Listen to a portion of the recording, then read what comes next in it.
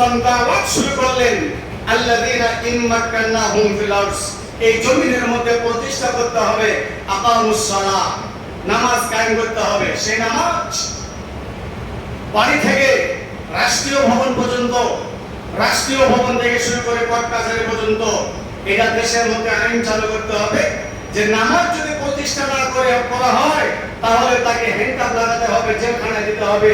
এই আইন পাস করতে হবে, বাধ্যতামূলক নামাজ পড়তে হবে। সেই ইব্রাহিম আলাইহিস সালামের চেতনার দাওয়াত, ইব্রাহিম আলাইহিস সালামের সেই সিলসিলা, ইব্রাহিম আলাইহিস সালামের যে ফরজিয়াতগুলি ছিল, এই ফরজিয়াতের মধ্যে 4টা ফরজিয়াতের কথা সূরা হজের 41 নম্বর আয়াতের সূরার মধ্যে বলানো হয়েছে। প্রথম নম্বর হলো নামাজ প্রতিষ্ঠা করতে হবে দেশের মধ্যে। নম্বরের কথা হলো নামাজ বাজেয়াপ্ত করতে হবে, কারণ জাতিরা নামাজ পড়লে আমার খবর ঠাকুর, আমার গীতা, আমার ত্রিপুরা সব বাতিল হয়ে যাবে, আমার সংখ্যা গরিষ্ঠ কম হবে, তাদের সংখ্যা গরিষ্ঠ বেশি হবে। কিন্তু ইব্রাহিম আলাইহিস সালামের একটাই দাবি, যারা যে কাজ করো করো, কিন্তু নামাজ বাধ্যতামূলক পড়তে হবে। আলহামদুলিল্লাহ।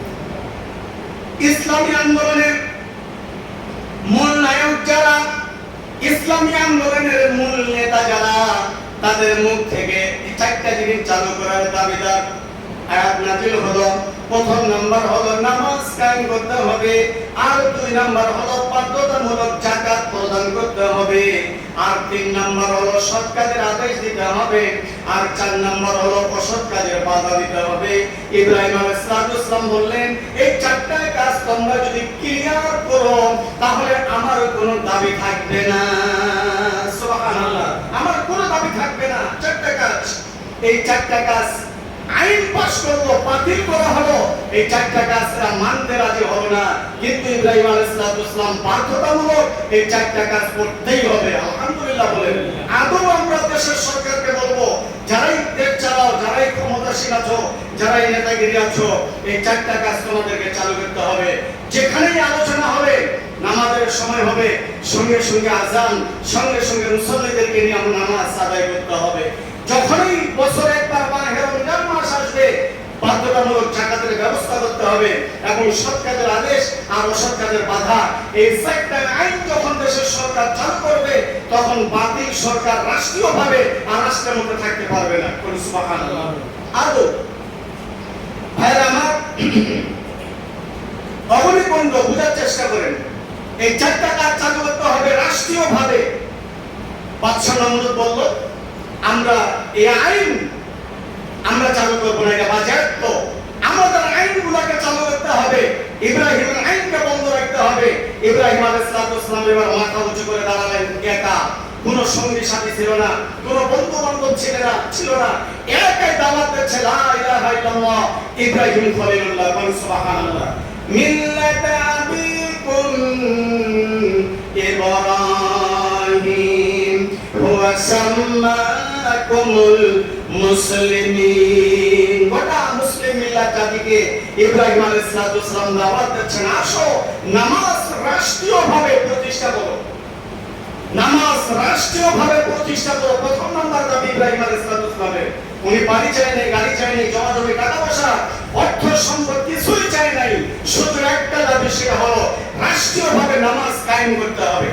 আপনি, আমি, আমরা যদি বাংলাদেশ সরকারের কাছে রাষ্ট্রীয়ভাবে নামাজ প্রতিষ্ঠা করার দাবি করি, সকালবেলা ঘুম থেকে উঠে যুদ্ধ অপরাধের মামলা হবে।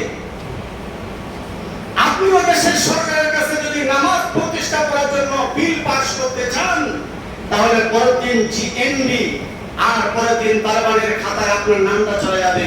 কেন যাবে? আস্তে যে সামনে শুনেন। এই যে 400 লোক চৌকি পাহারা দিতেছিল, ইব্রাহিম আলাইহিস সালামকে আগুনের মধ্যে ফেলানো হবে। 24 মাইল দৈর্ঘ্য, 34 মাইল প্রস্থ, 100 গজ গভীর, আর লোকের সংখ্যা আছে 400। 400 লোক এরা ক্লিয়ার করবে, পরিদর্শন পরিবর্তন করবে, এরা আইন বাতিল করবে। ইব্রাহিম আলাইহিস সালাম চৌকির মধ্যে কোনাকে উঠানো হলো, যা গত জুমায় আলোচনা করছিলাম। ইব্রাহিম আলাইহিস সালামকে চৌকির মধ্যে উঠাইয়া 400 নারী পুরুষের ভিতরে কিছু জানাকার মহিলা, বিচারী মহিলা সেই চৌকির তলায় বসবাস করতে দিলেন। রহমতের ফেরেশতারা শুরু হলো, মদ শুরু হলো, গাঁজা শুরু হলো, হেরোইন ইয়াবা শুরু হলো, তখন রহমতের ফেরেশতারা সেই জায়গা থেকে চলে এলো, বিদায় নিয়ে নিল। নাউজুবিল্লাহ। এই যে 400 নারী পুরুষ মিলেমিশে যেখানে মিলন মালা করলো, ওইখান থেকে 4 সন্তান জন্ম নিল। কি সন্তান কথা বলেন? 4 সন্তান। 4 সন্তানরা যখন বড় হলো, তখন 4 সন্তান যে সমস্ত নারীরা জন্ম নিল, তাদের নাম দিল বেনতুন্নার, অর্থাৎ অগ্নি কন্যা। দেশের মধ্যে এদের নাম, আমাদের বাংলাদেশে যেমন নাম ইসলাম, সাঁওতাল, কলিয়ানি, হিন্দুয়ানি, তুরি আছে কিনা, মুসলমান যেমন নাম আছে, নমরুদ এবার রাষ্ট্রীয়ভাবে আইডেন্টি কার্ডের মধ্যে, নাগরিকত্ব কাগজের মধ্যে, টিকা কাগজের মধ্যে এদের নাম দিলেন নারীদের বেনতুনার, অর্থাৎ অগ্নি কন্যা। কি নাম? অগ্নি কন্যা। কাজী এখানে বস।